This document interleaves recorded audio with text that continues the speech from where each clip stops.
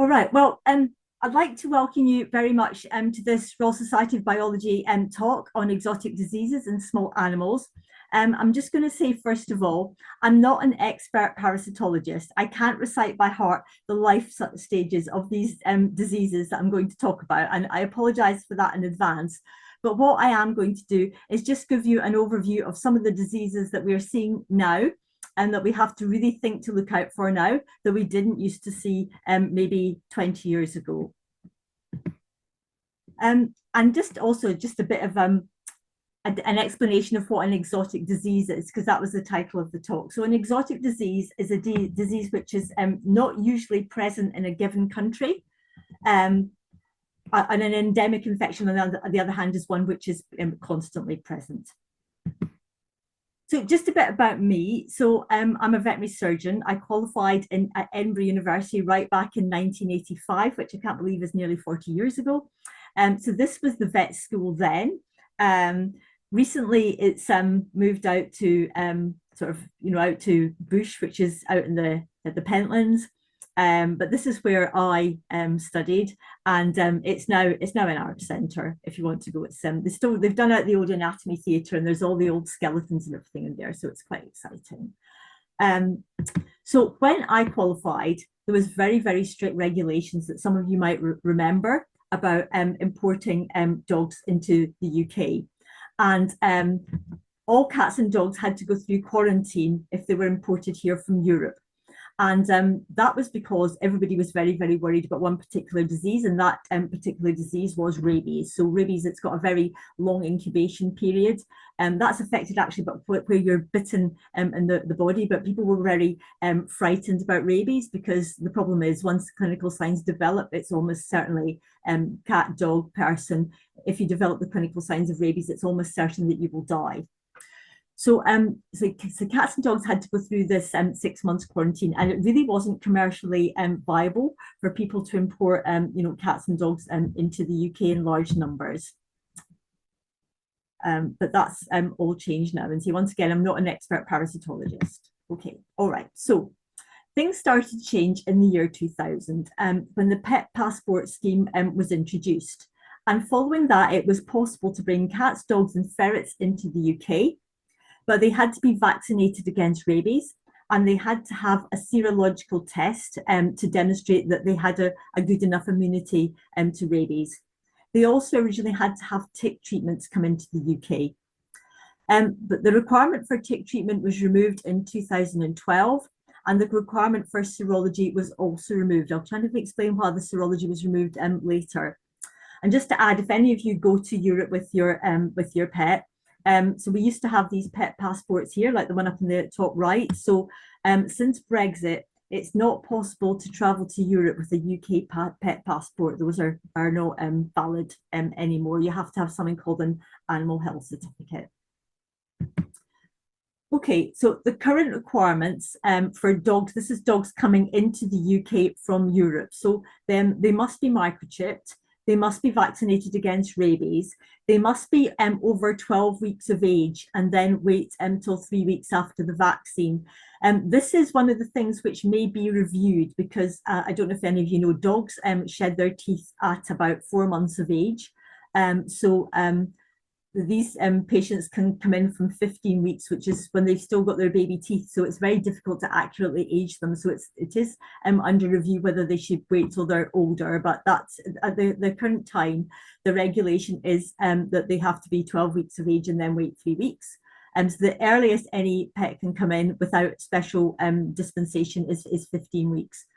So they need a passport or an animal health certificate. So if you remember, I said that the UK passport was no longer valid, but it is possible to come into the UK with an EU signed pet passport. Other than that, you need an animal health certificate.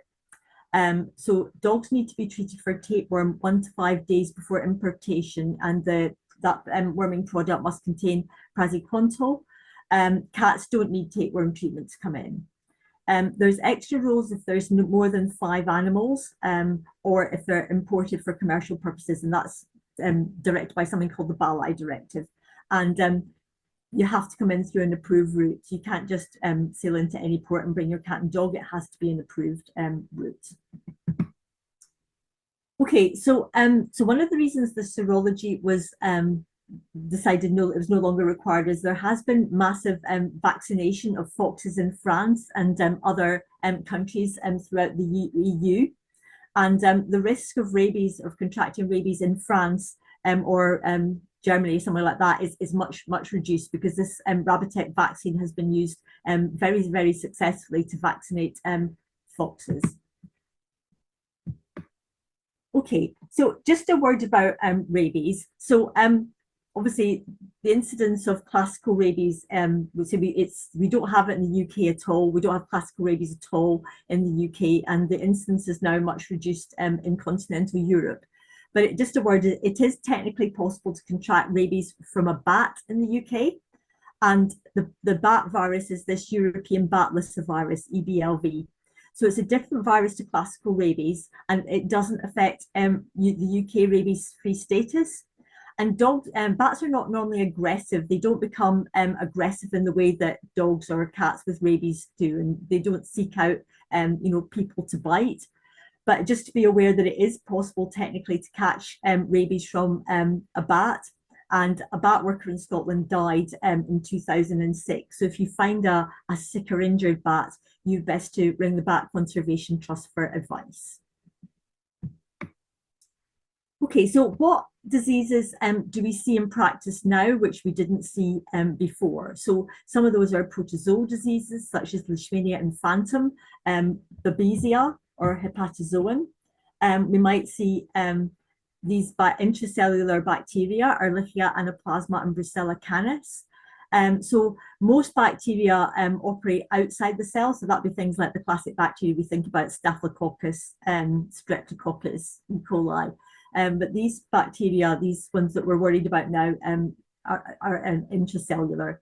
So obviously we talked about rabies. This is something, fortunately the risk of this from immediate continental Europe is reduced, but there's still obviously a risk from other countries. Tick-borne encephalitis is also another possible viral disease. And then worms, Diarrhea immitis. So we'll talk about each of these. So this is just to give you an idea. So we said back, say, 20 years ago, so no dogs were commercially imported into the UK. And this is just an idea of movements of dogs and where they came from. And this study was done for the hare's risk assessment, and this was to assess the risk of Brucella canis to people. So you can see the total commercial movements in 2021 was 78,299. So that's obviously a huge number of dogs that came into the UK.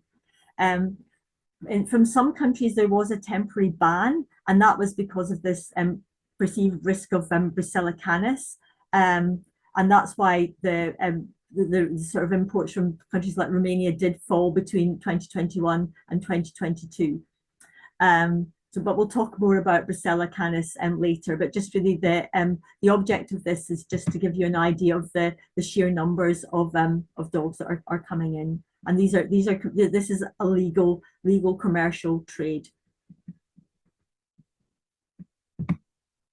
Okay, so I'm just going to give you an example of a case now, just to show you the sort of things that we are seeing in practice that we didn't really need to see before, and just basically what we need to really think about as well, the questions that we need to ask. So this is Bonnie, she's a 2-year-old Shih Tzu, and she's got a history of what we call chronic skin disease, long-term skin disease, and she had sore lesions on her feet. And when we first talked to the owner, we always have to ask now, has she ever, been in another country? The lady said that she was imported from Germany as a pet about a year ago. But then on further questioning, it turned out that this dog had actually come by land from Asia to Germany, and then had been imported as a pet from Germany. So it followed the rules for a pet from Germany rather than maybe another country. when leishmania is one of the common diseases that we do see now from imported dogs. And one of the signs that we do see with this is skin disease. But so we discussed this with the owner, but she said, oh no, it tested negative for leishmania when it entered the country. So as we're going to discuss, it's actually got a very long incubation period. So even if patients are negative when they're first imported, that doesn't mean to say at all that they will remain negative. So this is just to show you what the feet looked like. So they had this horrible crusty red lesions. They were incredibly sore. And she was licking all the time. So the classic diseases we would think about that would cause this in a dog that had never been to a disease where leishmania is present, never been out of the UK, would be allergy. And this dog indeed had been treated with a drug called oglantinib, which is a treatment for allergies. We would think about fleas and mites, other ectoparasites. We would think about hyperadrenocorticism and hypothyroidism, which are endocrine disease. We think maybe about bacterial disease, or more rarely, a form of cancer called epitheliotropic lymphoma, which can cause widespread skin disease, but that's a kind of a rarer condition. But obviously, because of the history with this dog that had been treated for fleas, it had no other signs of endocrine disease, and it had been treated for allergy and hadn't responded. And there was this history that actually it had come from Asia. We wanted to really do some investigation to see whether that could be the case. So just a little bit about what is leishmania. So leishmania is a protozoal disease. It's got a worldwide distribution. It follows its vector, which is the phlebotomous sandfly. So the phlebotomous sandfly does not currently occur in the UK. It doesn't occur at all. In other countries, mammals are an essential but intermediate component of the life cycle. And it's after the sandfly bite, the leishmania, it forms these promastogotes, which are eaten by macrophages, which are a form of white blood cell in the animal's blood. And then the cells rupture and the parasite is disseminated. And then obviously another sandfly bites and the infection goes on. So, is leishmania zoonotic? So just to be clear, a zoonosis is a disease which can be transmitted from animals to humans. So there's no reported cases of a human becoming directly infected from a dog, but in countries where this phlebotomous sandfly is endemic, the dogs act as a reservoir for infection. So it's possible to be humans to be infected, from a sandfly. However, we said that dog to human transmission is not reported, but dog to dog transmission has been reported. So, so this was an article in the Veterinary Record in 2019. And this was a case of leishmaniasis, which had been demonstrated in a dog with no travel history outside the UK. And this was a Shih Tzu cross that had been presented with, it had seborrhea as a form of skin disease, and it had other clinical signs. And on bloods, it had pancytopenia. So that means that all the white blood cells were reduced. It had high calcium and high blood proteins in the form of hyperglobulinemia. And it later tested positive for leishmania. And although it had never ever been outside the UK, it had lived with a dog that was imported from Spain that had been euthanized due to severe leishmaniasis. So that just shows you that sometimes it is possible, although normally these protozoa have a vector, it is sometimes possible for them to break that life cycle, and it's possible to get direct transfer. So you're going to say, well, this dog was tested when it entered the UK, so why are we even thinking about leishmania? So unfortunately, it has a very, very long incubation period, so that doesn't rule out the disease. So we decided to look further. So the changes we would expect, as in the case report before, would be maybe anemia, thrombocytopenia. This is a common finding, high globulins, low albumin, and in very late stages, you get what we call azotemia, which is high renal values, so basically renal failure. So these were the initial bloods for borne. So I'll just give you a minute to have a look at these. So we've got the results here for all the various things, and we've got the interval on the left. So if you just look down these, actually these look pretty normal. We haven't got, so we said one of the signs we might see would be reduced white blood cells, which we haven't got here. We haven't got anemia. Everything looks okay. So maybe we're looking for a disease that doesn't exist here. Okay, and these are just the differential white blood cells, and again, those all look fine.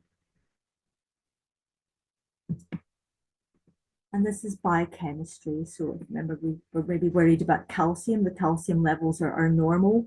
The blood proteins actually don't look too bad. So the albumin is just slightly low. It's just 0.1 below its reference range, but probably that could just be normal perhaps for this dog. It's not maybe low enough to worry about.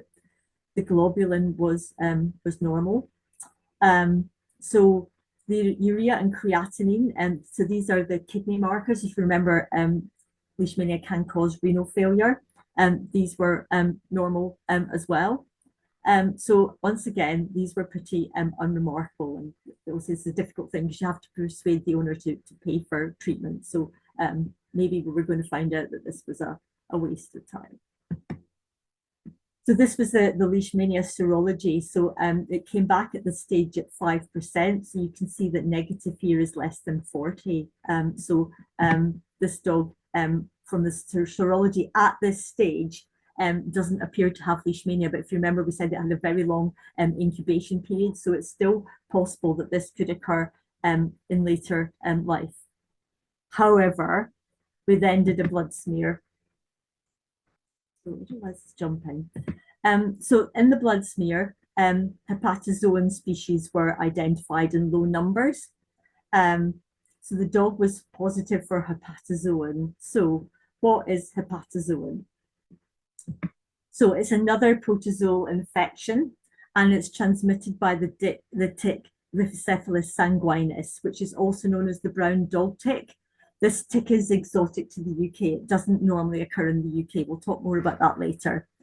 It has a very unusual life cycle. So normally most tick-borne diseases occur because the tick bites the dog. But in this case, the dog actually ingests the tick, and then the organism penetrates the intestine.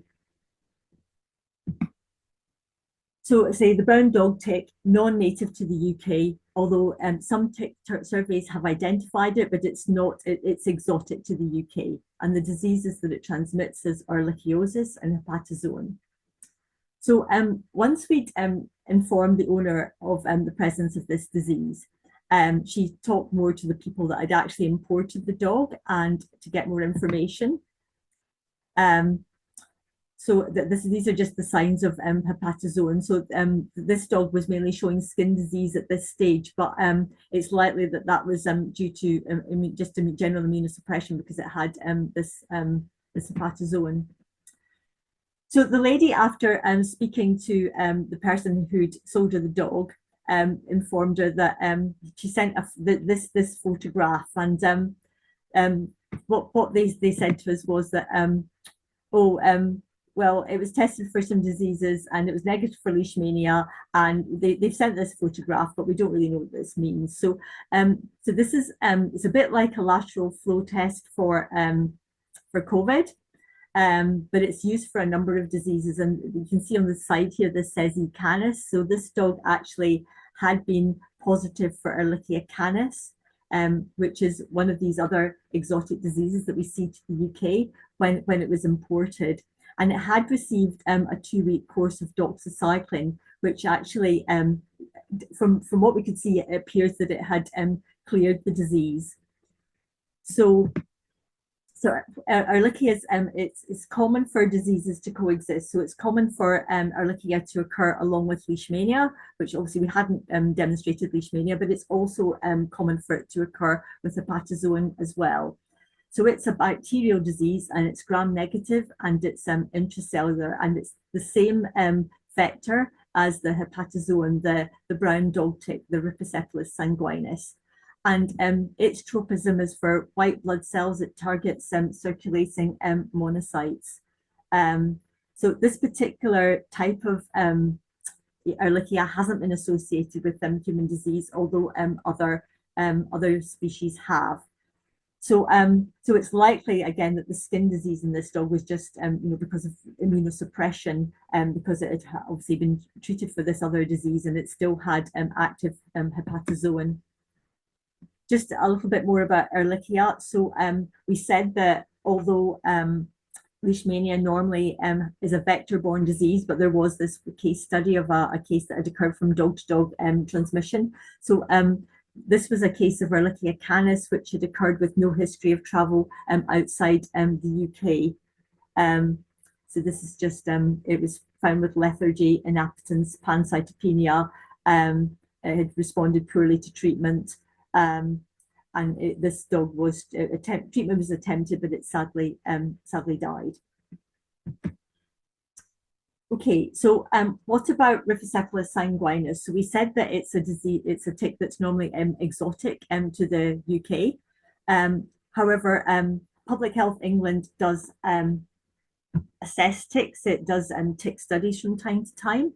And a number of tick studies have identified the brown dog tick, Rhipicephalus sanguinus, and it presents a risk to people and to humans potentially. And as we said, it transmits Ehrlichia, and it also transmits hepatozoan as well. So some of these ticks which are exotic, we are now starting to find in tick studies.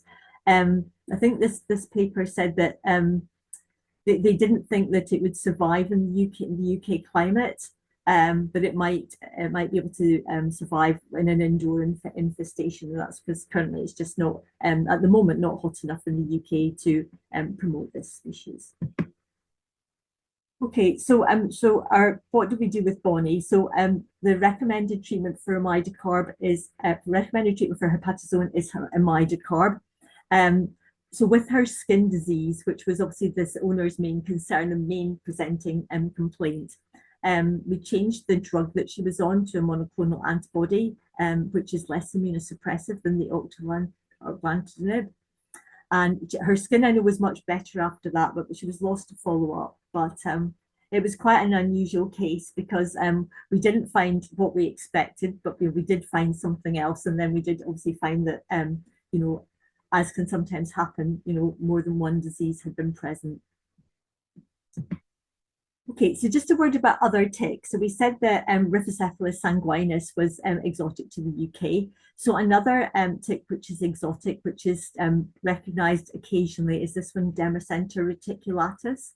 And this transmits Babesia canis, which is another protozoal infection. And this has a tropism for red blood cells. And there was an outbreak in Essex in 2016 in 4 dogs which had never been out the UK. And this disease causes severe hemolytic anemia. So that's anemia where the red blood cells are destroyed in the circulation. And there was a study that followed this, and they did find evidence of Dermacentor reticulatus in the park where the dogs were walked. And that was most likely the cause of the disease. So obviously we talked about some protozoa and we talked about the intracellular bacteria. So another intracellular bacteria to be aware of is Anaplasma phagocytophilum. We said that Ehrlichia has infects monocytes. This one infects neutrophils. I'm not sure if you're aware, like there's 5 obviously different types of white blood cells, and neutrophils are what we call the polymorphs. We'll have a look at them later, but they've got multinucleated cells, and this particular parasite can be transmitted by Ixodes ricinus. So although this parasite is generally exotic to the UK, Ixodes ricinus is a tick which is found in the UK, and a study found that 0.74% of ticks can be affected. So humans can be infected with this one, but dog to human doesn't tend to happen. It tends to be just if you get infected by infected ticks, and other species of Anaplasma do exist as well. Okay, so we're going to look at another case now. So this is Buster, who's a 6-year-old male neutered collie that's been imported from Southern Europe. And he's on 1 month history of progressive lameness and lethargy, and he's stiff and he's lame on all 4 legs, and he's got a bit of a high temperature, and his heart rate's a bit high. He's generally just not a very well dog. So what sort of things would we think about normally? So in a dog that had maybe never been out of the UK, we would think about degenerative joint disease, maybe immune-mediated arthritis, maybe calcium deficiency, or maybe the dog had had some form of injury. But we know this history that he's been imported from Southern Europe. So what else could it be? This is just a quick look at his bloods here. So if you remember, we said with our previous patient, the things that we were worried about would be changes in the blood proteins. So this is the reference range here. You can see that his total protein is slightly elevated. The albumin is slightly low, and that tends to go down with sort of like inflammation, and the globulins are slightly high. And this is just the hematology as well. And then the neutrophils in this case were slightly raised. So we decided to take some x-rays of Alex. So this is the knee of a dog. So this is the femur here. And so this is the femur here, and this is the kneecap, the patella, and this is the tibia, and this is the fibula, which sits at the back of the knee.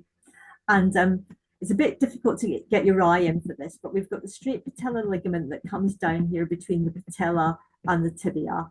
And we've got some abnormal joint fluid here. So this is more opaque than it should be. This is a more normal patient. So you can see there's like a black line, whereas in this one, you can see that the joint space is white and irregular. And this is suggestive of joint fluid.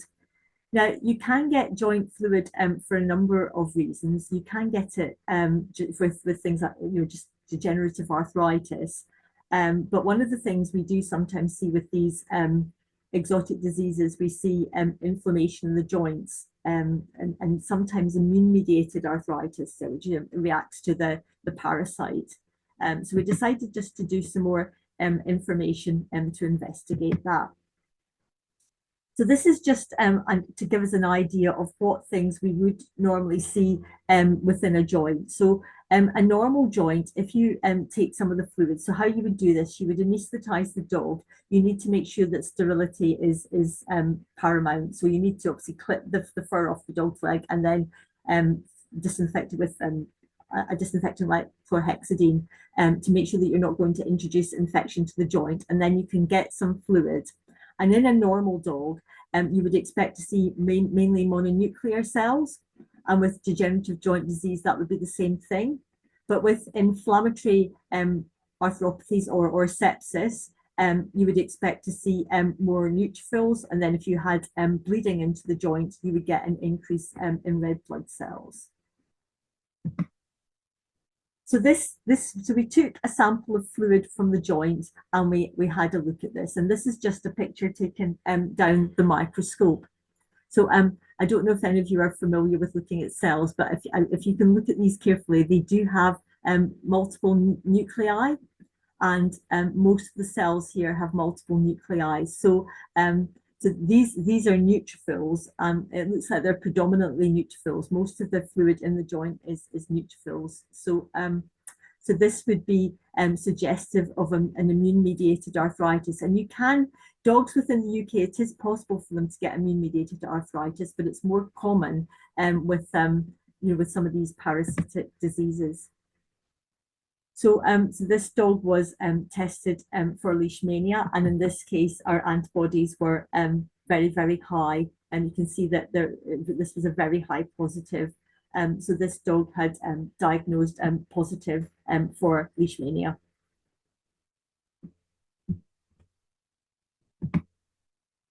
And that was our diagnosis.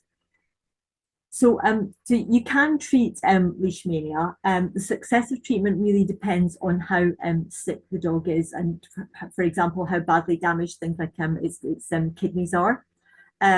So the treatment to kill the parasite is these two drugs, either multifosine or meglumine antimonate.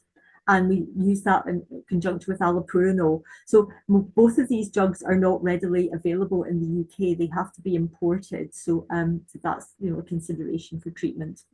And the polyarthritis, so that was the neutrophils in the joint. So that can be caused by direct infection of the Leishmania parasite within the joint, or it can be just the immune complex disease. So what happens with that is obviously the body puts up an immunity to the Leishmania.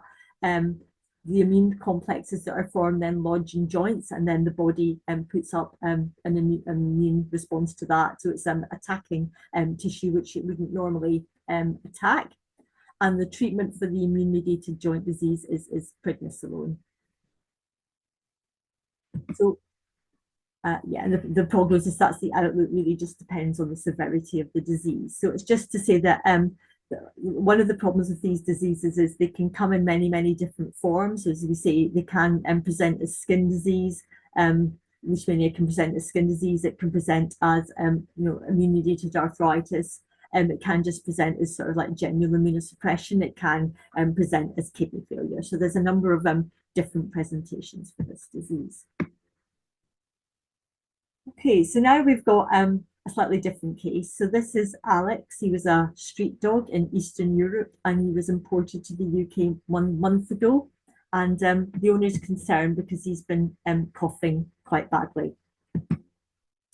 So what sort of things would we normally consider for a coughing dog? What would we want to think about looking for? So we think about maybe looking for bronchitis, emphysema, maybe tumours of the lung, heart disease. That's a very common cause of coughing in dogs. Interesting, cats, they don't tend to cough, but many dogs with heart disease cough.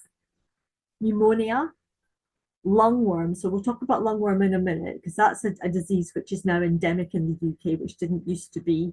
Or this other disease, heartworm, which is still exotic to the UK, but we do see in some imported dogs. Obviously, because he'd been a street dog, he was much more at risk of, you know, a parasitic disease. Okay, so could this be lungworm? So lungworm's a condition that, say, we now see very commonly in dogs in the UK, but it was first reported in the 1980s in southwest England, so it's a reasonably new disease. So its technical name is Angiostrongylus vazorum. And it's now widespread in central and southern England, and its intermediate host is slugs or snails. So this disease has a huge clinical relevance because it causes bleeding disorders, and some veterinary surgeons are reluctant to perform routine surgical procedures on patients unless they know for sure that they're not carrying lungworm, or that they've been treated without a drug that kills lungworm, basically. And the clinical signs, as we see, sometimes they cough, sometimes they have these bleeding disorders, sometimes the bleeding disorders don't become apparent till they're kind of what we call challenged, the surgical procedure is performed. So we can diagnose these by looking at larvae in the feces, so it's the larvae we see rather than the eggs, or there is this custom, it's a bit like a lateral flow test that you would have for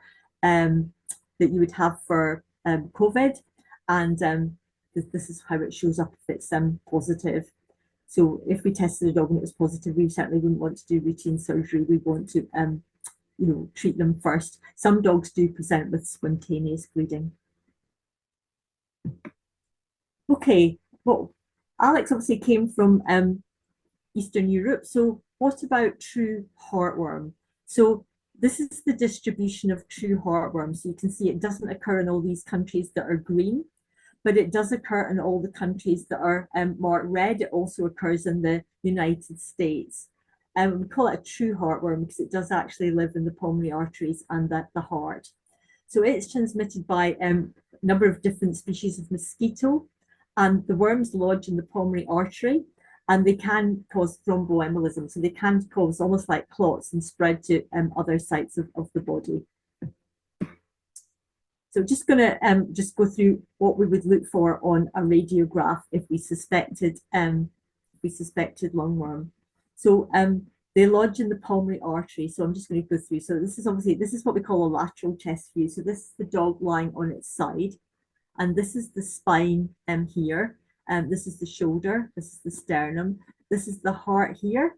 So in the dog, the right ventricle is actually in front of the left ventricle. We see it's cranial to the left ventricle. And then we've got the caudal vena cava here, and then we've got the left atrium, the left ventricle, the aorta coming round. So this is the pulmonary artery here. So this is where the organism would lodge. These are just the white lines coming out to the side are bronchi. And this is just the other view. So this is what we call the dorsiventral view.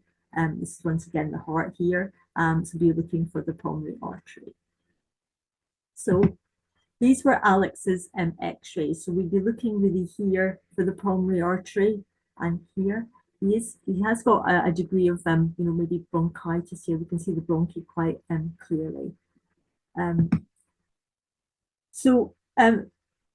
We weren't convinced from the x-rays. So the further tests that we had to do, so there's two tests you have to do to diagnose heartworm. There's the NOT test to demonstrate the microfilaria, which are the larvae, and then the antigen test, which reacts only to the female larvae or the adult worms. And so you can also look for radiographic signs, but those don't often appear till the condition's been present for some time. But if you can remember, we said it can sometimes take 6 months to detect the worms, and this patient was only imported a month ago, so it may just be that it's not long enough for the for the parasite to be demonstrated. So these were the results. So his diarrhea antigen test was negative, and at this stage we weren't able to demonstrate microfilaria, but we would have to keep retesting for this if he kept coughing, because it may just be that the test, it was just too early to demonstrate the parasite.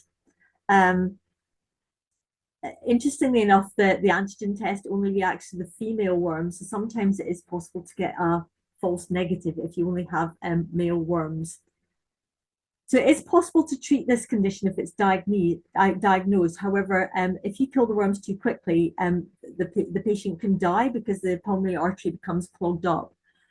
So you have to restrict patients that are under treatment to make sure that they don't run around and that the worms don't break off and go to other sites of the body.